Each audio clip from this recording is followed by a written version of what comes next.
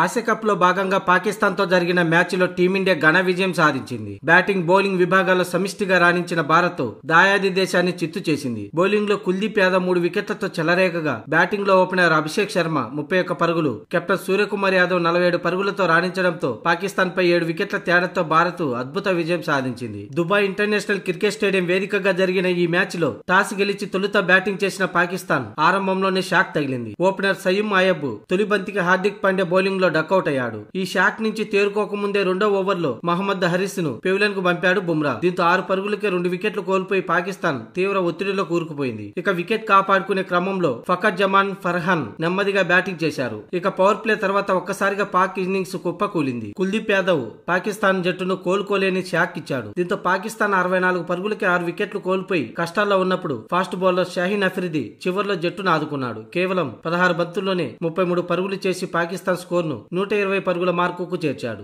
మొత్తంగా 20 ఓవర్లలో 9 వికెట్లు కోల్పోయి పాకిస్తాన్ 127 పరుగులు చేసింది. ఇక 128 పరుగుల లక్ష్య ఛేదంలో బరిలోకి దిగిన భారత్ సునాయాసంగా టార్గెట్ ను ఛేదించింది. ఓపెనర్ అభిషేక్ శర్మ 31 పరుగుల మెరుపు ఆరంభం ఇవ్వగా, ఆ తర్వాత కెప్టెన్ సూర్యకుమార్ యాదవ్ 47 పరుగులు, తిలక్ వర్మ 31 పరుగులతో రాణించడంతో భారత్ సునాయాస విజయం సాధించింది. కేవలం 15.5 ఓవర్లలో 3 వికెట్లు మాత్రమే కోల్పోయి 131 పరుగులు చేసింది భారత్. దీంతో టీమిండియా 7 వికెట్ల తేడాతో పాకిస్తాన్ పై అద్భుత విజయం సాధించింది. ఆడిన 2 మ్యాచ్ల్లోనూ విజయం సాధించడం ద్వారా టీమిండియా గ్రూప్ ఏ పాయింట్ల పట్టికలో అగ్రస్థానంలో నిలిచింది.